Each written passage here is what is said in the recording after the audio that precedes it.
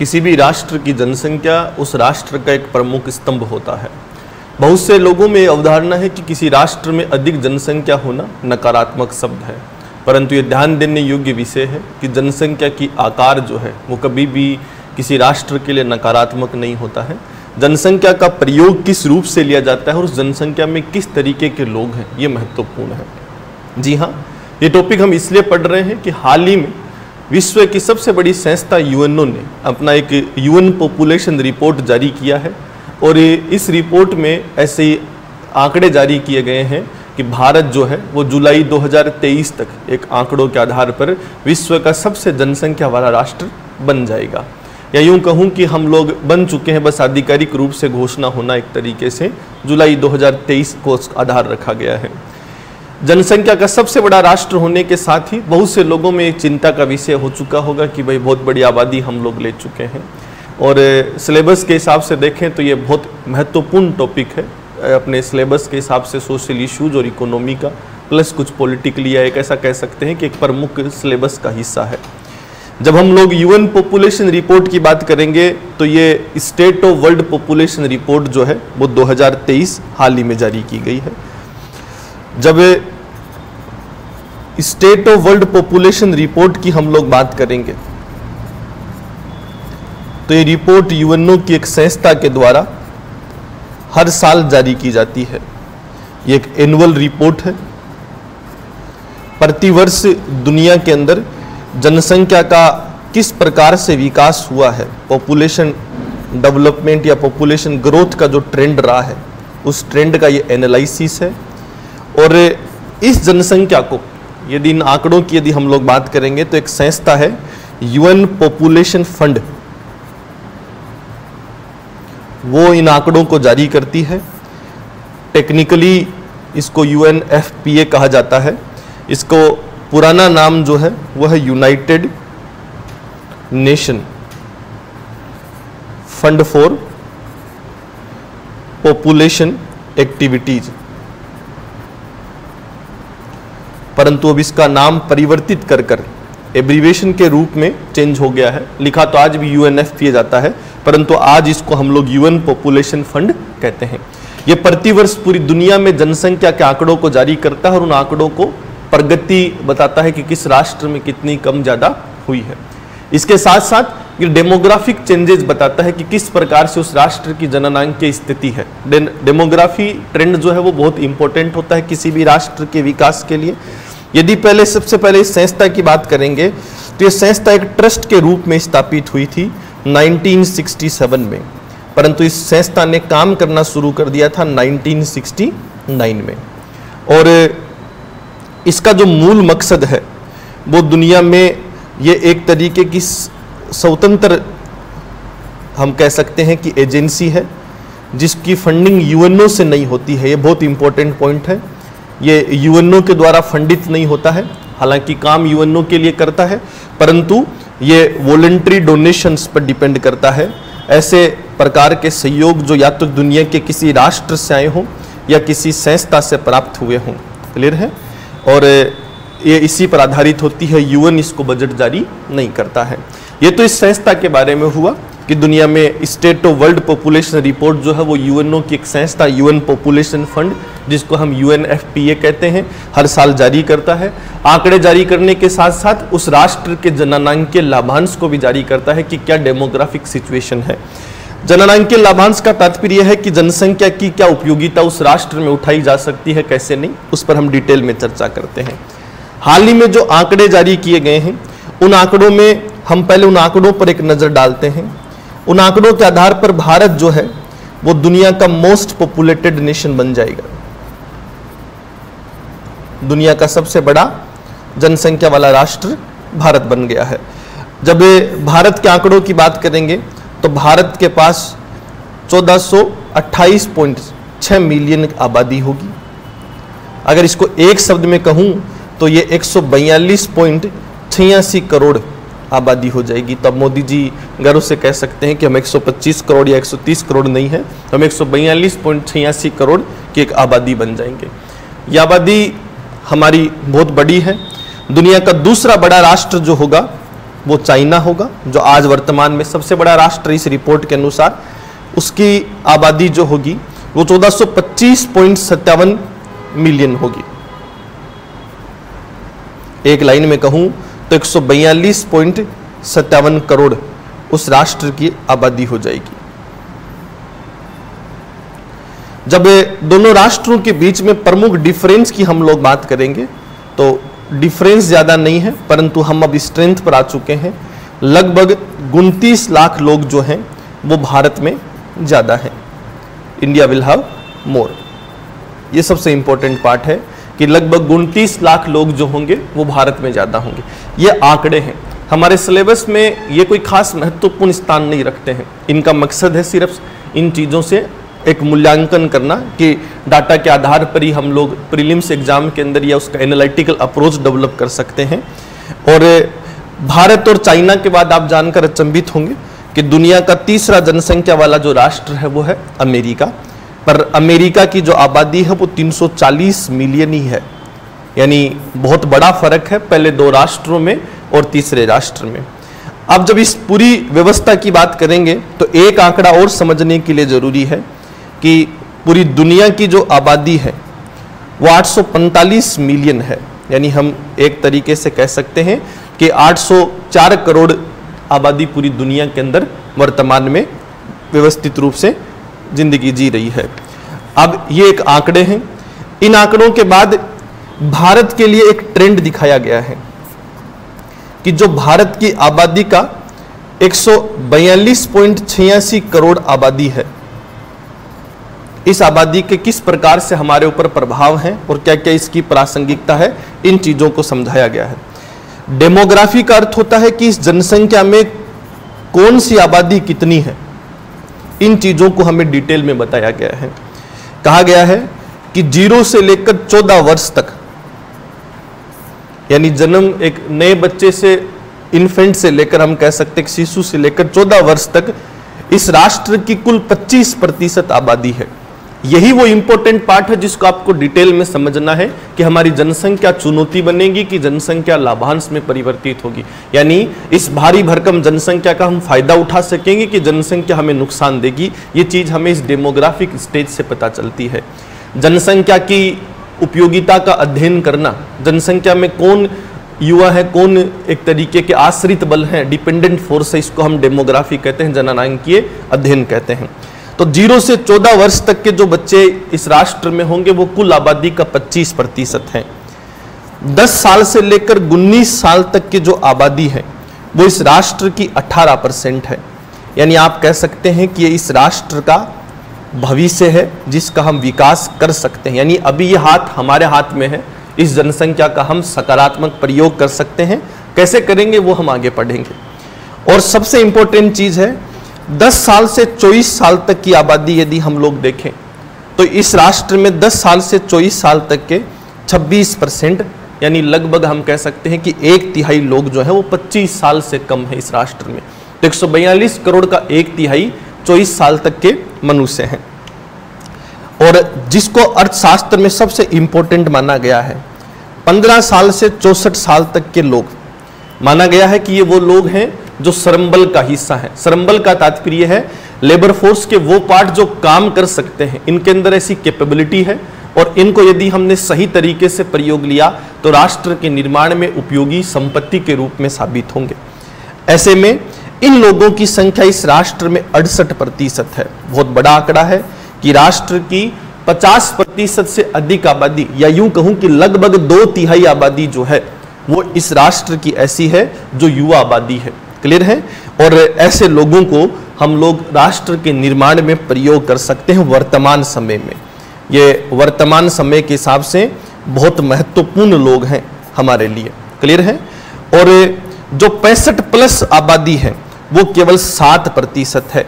65+ को हमारे यहाँ माना जाता है आश्रित बल, डिपेंडेंट फोर्स, जो दूसरों पर आश्रित है अपने जीवन यापन के लिए, अपने बच्चों पर, सरकार पर, या इनके लिए हमें सोशल वेलफेयर की स्कीम्स ज़्यादा लानी पड़ती हैं, जन कल्याण की योजनाएं लानी पड़ती हैं, क्योंकि ये स्टेट पर निर्भर है कि हमारा डेवलपमेंट हो। ये केवल 7% हैं। एक लाइन में कहूं तो राष्ट्र की 93% आबादी ऐसी है जिसका यदि सही प्रयोग लिया जाए तो वह राष्ट्र के सदुपयोग में काम आएगी। यानी 93% लोग वो हैं जिनका हम प्रयोग ले सकते हैं। अभी एक लाइन में तो आप कह सकते हैं कि 25% लोग काम के नहीं हैं, ये भविष्य में अगर काम आएंगे, पर हम ये कहेंगे कि भविष्य सुनहरा है। लेकिन 7% और 25 को भी यदि हम जोड़ दें तो कुल मिलाकर 32% आबादी ऐसी है जो वर्तमान में हम पर आश्रित है।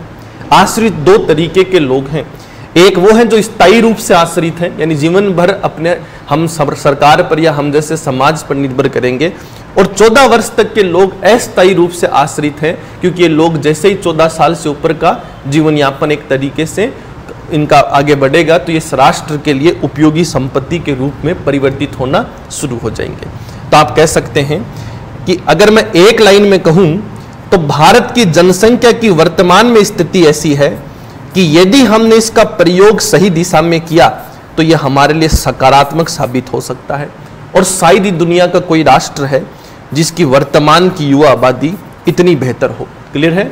और बेहतर मैं इसलिए कह रहा हूं, अगर आंकड़ों में पढ़ोगे तो 15 साल से 64 साल तक के जो लोग हैं वो वर्तमान में इसी रिपोर्ट के हिसाब से चाइना में 69 ईयर्स के हैं।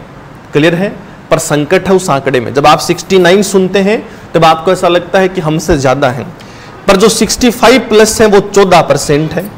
अगर यहां 14% है, यहां 69 है, तो ये जो भविष्य है चाइना का ये अंधकार में है, इसको हम मान सकते हैं। इसका एक प्रमुख कारण है वन चाइल्ड पॉलिसी इनकी जो रही है कि हम दो और हमारे एक का सिद्धांत इन्होंने कुछ समय तक अपनाया था, जिसका परिणाम आज ये भुगत रहे हैं। दूसरा सबसे संकट क्या है कि 15 से 64 में ये जो 69% लोग इनके पास हैं, ये 10 से 24 वाले शामिल नहीं है, ये 24 से लेकर 64 वाले शामिल हैं।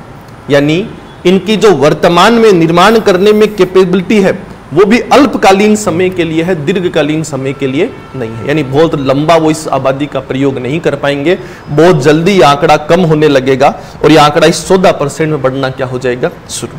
पर हमारा भविष्य एक तरीके से हम कह सकते हैं सुनहरा है, क्योंकि 68% लोगों की यदि हम लोग बात करेंगे तो उनमें से हम खुलकर कह सकते हैं कि लगभग 26% से भी अधिक लोग ऐसे हैं जो युवा 15 से 24 तक है, और 24 से भी 40-45 तक आबादी बहुत बड़ी है। यानी हम एक अगर ये आंकड़ों के जाल में ना फंसे और अगर इसको एक सामान्य शब्दों में समझने की कोशिश करें कि जनसंख्या की हमारी क्या प्रासंगिकता है, तो बहुत स्पष्ट चीज है कि हमारी जो आबादी है उस आबादी में 1/3 आबादी ऐसी है जो आज से फिक्स 15 साल बाद उपयोगी हो जाएगी। क्लियर है? और अब उस आबादी में जो 2/3 आबादी बची है उसका केवल 7% ऐसा है जो आगे चलकर या वर्तमान समय में हम प्रयोग नहीं ले सकते, केवल उनका कल्याण कर सकते हैं, वेलफेयर कर सकते हैं, उनको बुढ़ापे के अच्छे दिन दे सकते हैं। लेकिन 7% आबादी को यदि मैं छोड़ दूं तो जो बाकी आबादी है 68% इस राष्ट्र की, उस 68% आबादी में वर्तमान देश का भविष्य और विकास संभव है। यानी आने वाले जो 15 साल, 20 साल, 30 साल हैं वो हमारे लिए बहुत उपयोगी हैं। 30 साल यदि हमने इस आबादी का सदुपयोग किया हो या सही प्रयोग किया तो ये हमारे लिए फायदे का सौदा होगा। अब मैं ये शब्द क्यों इस्तेमाल ले रहा हूं कि दुनिया में ये फायदे का सौदा है। एक आंकड़े से और समझने की कोशिश करना कि पूरी दुनिया में 15 से 64 वर्ष की आयु के जो लोग हैं पूरी दुनिया के अंदर वो केवल 65% है। यानी युवा आबादी सबसे अधिक जो है वो वर्तमान समय में चाइना में 69% है, भारत में 68% है और पूरे विश्व में 65% है। लेकिन जब भारत और चाइना की तुलना करेंगे तो युवाओं में भी जो ज्यादा युवा हैं, अर्थात जो 15 साल से लेकर 30, 35, 40 साल तक हैं, वो चाइना से अधिक भारत के अंदर हैं। यानी वर्तमान तौर भी भारत का सुरक्षित है और भविष्य भी भारत का सुरक्षित है। अब सुरक्षित का अर्थ यह है कि यदि एपीजे अब्दुल कलाम के शब्दों में कहूं तो इस जनसंख्या का यदि हमने सकारात्मक रूप से विकास किया, पॉजिटिव यूज लिया, तो रातों रात ये विश्व की महाशक्ति हमको बना देंगे और यदि हमने इनका नकारात्मक रूप से प्रयोग लिया, अर्थात हम इनका विकास नहीं कर पाए, इस आबादी को एक संपत्ति के रूप में परिवर्तित नहीं कर पाए, तो वो दिन दूर भी नहीं कि हमें ISIS जैसी सिचुएशन झेलनी पड़ सकती है। हमें इराक और सीरिया से, सूडान जैसे राष्ट्रों से बदतर स्थिति देखने को मिल सकती है। बहुत युवा आबादी है इन पश्चिमी एशियाई और अफ्रीका के राष्ट्रों में, परंतु आज हालात कैसे हैं इसका अंदाजा आप लगा सकते हैं। अब सवाल है कि जब इतना महत्वपूर्ण है तो इस आंकड़े को हमें एक सकारात्मक रूप से देखने की आवश्यकता है कि हमारे पास क्या क्या इंपॉर्टेंट पार्ट है। पहले मैं डाटा के आधार पर बताता हूं, फिर एक एनालिसिस सिलेबस के हिसाब से हम लोग पढ़ेंगे। यदि हम डाटा के आधार पर देखते हैं तो भारत की जो पॉपुलेशन ग्रोथ रेट है वो बहुत धीमी है, यानी जिस तीव्र गति से हमारी आबादी पहले बढ़ रही थी अब ऐसा नहीं है। अब हमारी जो आबादी है वो कम तीव्र गति से बढ़ रही है, तो ये हमारे लिए एक पॉजिटिव साइन है कि हम कोई नकारात्मक आबादी नहीं बढ़ा रहे हैं। क्लियर है? हमारा जो TFR है, टोटल फर्टिलिटी रेट है, यानी एक मनुष्य अपने जीवन काल में 2 बच्चों को पैदा कर रहा है, तो इस चीज को हम लोग कहेंगे 2.0 हमारा आ चुका है। जीवन प्रत्याशा औसतन एक मनुष्य हमारे यहाँ 72.5 साल तक जीता है, जो ये भी एक अच्छा आंकड़ा है। विश्व के मानकों के अनुसार कोई गलत नहीं है। जिस राष्ट्र की आबादी कम उम्र में खत्म हो रही है तो इसका अर्थ है कि उस राष्ट्र में विकास और स्वास्थ्य की बेहतर व्यवस्थाएं नहीं है। और हमारे यहाँ अगर 72.5 साल में औसतन एक मनुष्य की मृत्यु हो रही है तो ऐसे में हम कहेंगे कि बेहतर व्यवस्थाएं हमारे यहाँ वर्तमान में हैं। प्लस हम लोग जनसंख्या के लाभांश में हैं, डेमोग्राफिक डिविडेंड में हैं। जनसंख्या के लाभांश होने का अर्थ है कि हमारे पास युवा आबादी जो है वो ज़्यादा है, ये आंकड़े बता रहे हैं।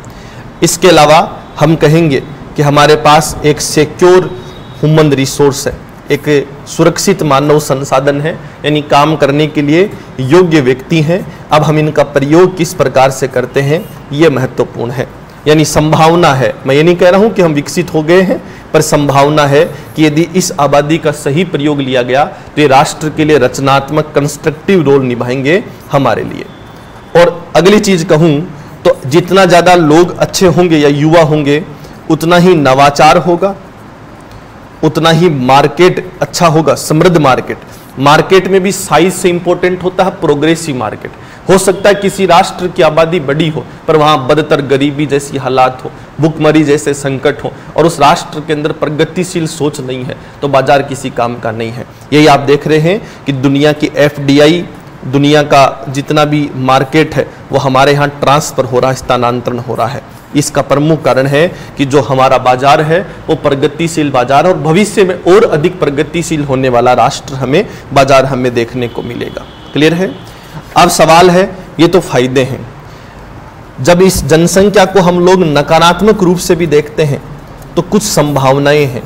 संभावना यह है कि कुछ सामाजिक मुद्दे इस राष्ट्र में उत्पन्न हो सकते हैं, जैसे कि गरीबी, जैसे कि बेरोजगारी। क्लियर है? गरीबी, बेरोजगारी के साथ साथ सामाजिक संकट, सोशल क्राइसिस, जाति के, धर्म की राजनीति, हिंसा, अपराध, इस तरीके के सामाजिक मुद्दे बढ़ सकते हैं। क्लियर है? और कुछ पॉलिटिकल और इकोनॉमिक रूप से भी, राजनीतिक और आर्थिक रूप से भी हमें कुछ नुकसान झेलने पड़ सकते हैं। जातिगत राजनीति, क्षेत्र की राजनीति, धर्म की राजनीति, इस तरीके के मुद्दों को देखने को मिल सकता है। आर्थिक रूप से कहेंगे तो संसाधनों पर दबाव बनेगा, प्रेशर बनेगा, तो एक तरीके का वोलेशन ऑफ रिसोर्सेज हम लोग देखेंगे। मैक्सिमम यूटिलाइजेशन अच्छी चीज होती है पर संसाधनों पर दबाव होना नकारात्मक शब्द होता है। और सबसे इंपॉर्टेंट चीज है कि हम लोग सस्टेनेबल डेवलपमेंट, सतत विकास कर पाएंगे कि नहीं, क्योंकि भारी आबादी है। विकास करने के चक्कर में भविष्य सुरक्षित कर पाएंगे कि नहीं, ये कुछ प्रमुख मुद्दे हैं जो इस जनसंख्या के हो सकते हैं। ये भी आंकड़े हैं। इन आंकड़ों में देखोगे तो ये जो आखिरी 2 चीजें बताई हैं ये संभावना है और ये सारी भी संभावना है। अब अर्थ क्या है, जरा इसको हम एक एनालिटिकल अप्रोच से समझते हैं कि हमारे सिलेबस में क्या उपयोगिता है। जब हम लोग उत्पादन के संसाधनों को समझते हैं, फैक्टर्स ऑफ प्रोडक्शन समझते हैं, तो किसी भी राष्ट्र में उत्पादन के संसाधन जो होते हैं उनमें कुछ फिजिकल रिसोर्सेज होते हैं और कुछ नेचुरल रिसोर्सेज होते हैं। फिजिकल रिसोर्सेज का मतलब है किसी लैंड का होना, बिल्डिंग का होना, इनको हम लोग फिजिकल रिसोर्सेज कहते हैं, पूंजी का होना, और प्रकृति से जो चीजें हमें प्राप्त हैं, प्राकृतिक संसाधन। पर एक राष्ट्र के विकास में उतना ही योगदान मानव संसाधन का होता है, जो श्रमिक होते हैं। वर्तमान 21वीं शताब्दी जो है वो नवाचार पर आधारित है, तकनीकी पर आधारित है। अर्थात यदि अब खेती भी करनी है तो हम परंपरागत रूप से नहीं कर पाएंगे, उद्योग भी चलाने हैं तो नवाचार से चला पाएंगे। और सेवा के क्षेत्र में हम देख ही रहे हैं कि सबसे महत्वपूर्ण शब्द ही मानव संसाधन है। जिस राष्ट्र की आबादी सबसे अधिक स्किल्ड है, कौशल प्राप्त राष्ट्र है, जिस राष्ट्र की आबादी सबसे अधिक शिक्षित और जागरूक है, वह राष्ट्र दुनिया की महाशक्ति बनेगा। और अब एक पॉजिटिव पॉइंट और है, दुनिया में शिक्षित और पढ़े लिखे तो पश्चिमी राष्ट्रों में ज्यादा हैं, परंतु उनकी संख्या कम है। यदि एक राष्ट्र के 142 करोड़ आबादी में से 93% आबादी ऐसी है, 142 करोड़ आबादी में से 93% आबादी ऐसी है जिसको हम लोग सकारात्मक रूप से मान सकते हैं, तो 93% आबादी के अंदर संभावना है। अब संभावना किस चीज की है कि वो लोग योग्यता रखते हैं, एक तरीके की मैं कहूं कि इस दौड़ में दौड़ने की योग्यता है। अब यह हम पर निर्भर करता है कि हम इस जनसंख्या को संसाधनों के रूप में विकसित कर पाएंगे कि नहीं। इसके लिए कुछ बुनियादी काम हमें करने पड़ेंगे। बुनियादी काम क्या है कि जैसे आज की जननांक की स्थिति हमारी है कि आज की व्यवस्थाएं किन चीजों की आवश्यकता करती है कि एक कुशल श्रमिक हो, एक एजुकेटेड और अवेयर मार्केट हो, एक एजुकेटेड आबादी हो, ताकि दुनिया किसी भी मानव संसाधन पर पैसा खर्च करे या उसको अपने एक तरीके से खरीदे या अपने नौकरी दे, तो दुनिया में हर मनुष्य या हर उद्योगपति, पूंजीवादी दुनिया में बेहतर मनुष्य को ही नौकरी देना चाहता है, जो अधिक पढ़ा लिखा होगा, अधिक स्किल्ड होगा, उसके अंदर अधिक योग्यता होगी। तो हमारी सरकार को क्या करने की आवश्यकता है कि हमारे यहाँ पहले तो 100% साक्षरता को प्राप्त करने की आवश्यकता है, कि हमें 100% स्किल्ड प्रोग्राम चलाना है, एक तरीके का लिटरेसी प्रोग्राम चलाना है कि इस राष्ट्र की 93% आबादी तो कम से कम ऐसी हो जो साक्षर हो, 100% हो। याद रखना, साक्षर का तात्पर्य है पढ़ना लिखना जानता हो, बेसिक चीजें समझता हो। ऐसा बाजार हमेशा प्रगतिशील होता है, या यूं कहूं कि शिक्षा की सबसे बड़ी नींव जो है वो लिटरेसी रहती है। अब इन आंकड़ों पर बहुत ध्यान देना है कि भारत के विकास में हम पिछड़े इसलिए हैं कि हमारी जो वर्तमान आबादी है 15 से 64 तक की, इसमें अगर हम लोग 45 से 64 वर्ष तक के मनुष्यों को जोड़ेंगे तो कम स्किल्ड हैं, क्योंकि सरकारों ने शिक्षा और स्वास्थ्य पर बेहतर खर्च नहीं किया, सरकारों ने इन संसाधनों को बेहतर रूप से विकसित नहीं किया। इसी का परिणाम हम झेल रहे हैं कि दुनिया में सबसे अधिक आबादी वाला राष्ट्र होकर भी हम दुनिया की सबसे बड़ी अर्थव्यवस्था नहीं बन पाए, दुनिया की सबसे प्रगतिशील अर्थव्यवस्था नहीं बन पाए। आज हम विकास की प्रक्रिया के अधीन हैं, हम संक्रमण की प्रक्रिया के अधीन हैं। इसलिए जरूरी है कि भविष्य में हमें ये दर्द ना झेलना पड़े। तो 0 से लेकर 19 वर्ष तक के, क्लियर है, मोटे तौर पर आंकड़ा सरकार तो कहती है 15 साल के बाद उपयोगी है, पर आमतौर पर समाज देखता है 22, 23, 24 साल तक, या यूं भी कह दूं ना कि 24 वर्ष तक की जो आबादी है, एक तरीके की 30%, 35% आबादी, ये हमारे वो भविष्य है जिसका प्रयोग हम 20 साल बाद लेंगे। जब 20 साल बाद लेंगे तो 20 साल के अंदर इस राष्ट्र की संपूर्ण आबादी जो होगी 100%, वो उनका जिम्मेदारी इन्हीं लोगों पर होगी, क्योंकि ये उस समय राष्ट्र के एक तरीके की उपयोगी जनसंख्या बन जाएगी। तो हमें इन लोगों पर, इनकी शिक्षा और स्वास्थ्य पर बहुत ध्यान देना है, ताकि आगे चलकर मुझ जैसे को ऐसा नहीं बोलना पड़े कि हमें साक्षरता का कार्यक्रम चलाना पड़ेगा। दूसरा, जो 15 से लेकर 64 के बीच में आज आ चुके हैं, जो थोड़े बहुत पढ़े लिखे हैं या साक्षरता की कमी है, उनमें हमें लिटरेसी प्रोग्राम्स चलाने हैं। जैसे सरकार ने आंकड़ा लिया है कि 5 सालों में 5 करोड़ लोगों को हम साक्षर बनाने का काम करेंगे, बहुत अच्छी पहल है। इसके अलावा ऐसे लोगों में कौशल विकास करने की आवश्यकता है, शिक्षा को रोजगार से जोड़ने की आवश्यकता है, और स्वास्थ्य को ग्रामीण और जमीनी स्तर पर पहुंचाने की आवश्यकता है, ताकि जितना एक तरीके का कहेंगे कि स्वास्थ्य या शारीरिक रूप से मजबूत और मानसिक रूप से मजबूत जनसंख्या होगी, उसी राष्ट्र का विकास बेहतर होगा। एक शोध है दुनिया में जेम्स कोलमैन का, जापान की प्रगति 1945 से लेकर 1975 में, यदि हम लोग इन 30 वर्षों को जोड़ेंगे तो 30 वर्षों में जापान जो है वो दुनिया का एक प्रगतिशील राष्ट्र बन पाया।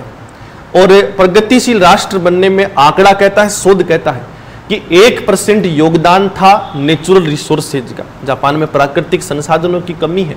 14% रोल जो था वो उस राष्ट्र के अंदर भौतिक संसाधनों का, परंतु 85% एक ऐसा जापान जो 1945 में पूर्णतः बर्बाद हो चुका था उन परमाणु हमलों की वजह से, वो 1975 में विश्व की दूसरी बड़ी अर्थव्यवस्था बन गया। कारण है 30 सालों में 85% मानव संसाधन ने सामाजिक पूंजी का रूप ले लिया। जैसा हम सुनते हैं, अभी तो हम रील बनाते हैं, हंसते हैं, मजाक करते हैं कि दुनिया में हम सुनते हैं कि बहुत से विकसित राष्ट्रों में ऐसा है कि किसान सब्जी की दुकान पर सब्जी रख जाते हैं, आप पैसा देते हो और सब्जी उठा लाते हो। हमारे यहाँ ऐसी परंपरा हो जाए तो कैसा है आपको अंदाजा है। पर हम जब ऐसी रील बनाकर हंस रहे हैं तो ये हमारे लिए कोई बहुत अच्छा चिन्ह नहीं है। हमें ऐसा भविष्य बनाना होगा, क्योंकि उस किसान की आय कृषि है।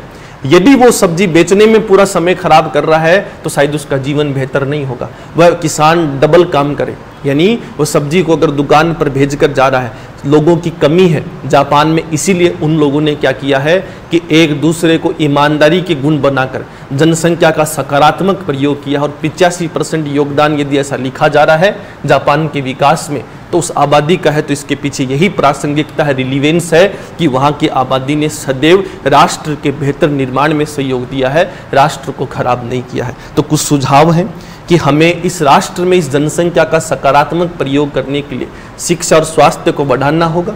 वर्तमान समस्याओं को डील करने के लिए साक्षरता और कौशल विकास को बढ़ाना होगा। और भविष्य में आबादी कहीं चाइना जैसी ना हो जाए कि हमें वन चाइल्ड पॉलिसी अपनानी पड़े। हालांकि सिद्धांत कहता है कि विकास के साथ व्यक्ति अपने आप जनसंख्या को कंट्रोल कर लेता है और सिद्धांत पर डरने की आवश्यकता नहीं है। मैंने आंकड़ों में आपको स्पष्ट कहा है कि हमारी जो पॉपुलेशन ग्रोथ रेट है वो स्लो हो चुकी है, ऐसा यूएनओ कह चुका है। यानी जैसी अपेक्षित है कि सीमित आबादी है, अब धीरे धीरे बढ़ेगी, हम यही चाहते हैं। ऐसे में हमें फैमिली प्लानिंग, परिवार नियोजन जैसे कॉन्सेप्ट को भी बढ़ाने की आवश्यकता है। इसके अलावा जेंडर इक्वलिटी जैसे सिद्धांत को, यानी महिलाओं को विकास में बराबर की भागीदारी और परिवार नियोजन जैसे शब्दों में प्राथमिकता देने की आवश्यकता है, ताकि इस राष्ट्र की आबादी का हम लोग केवल सकारात्मक प्रयोग ले सकें। दुनिया में याद रखना, जनसंख्या कभी चुनौती नहीं होती है यदि उस राष्ट्र की जनसंख्या का सही प्रयोग लिया गया है। इसलिए साइज ऑफ पॉपुलेशन जो है वो कभी मैटर नहीं करता है। केवल जो एक तरीके से हम लोग कहेंगे कि जनसंख्या की डेमोग्राफिक सिचुएशन जो है, यानी उस जनसंख्या का जो कंटेंट है एक तरीके का, कि उसके अंदर कितनी संभावनाएं हैं, पोटेंशियल कैपेसिटी जो है वह महत्वपूर्ण होती है। इस तरीके की खबरों को देखने के लिए और सिलेबस के अनुसार एनालिसिस करने के लिए हमारे चैनल को सब्सक्राइब कीजिए।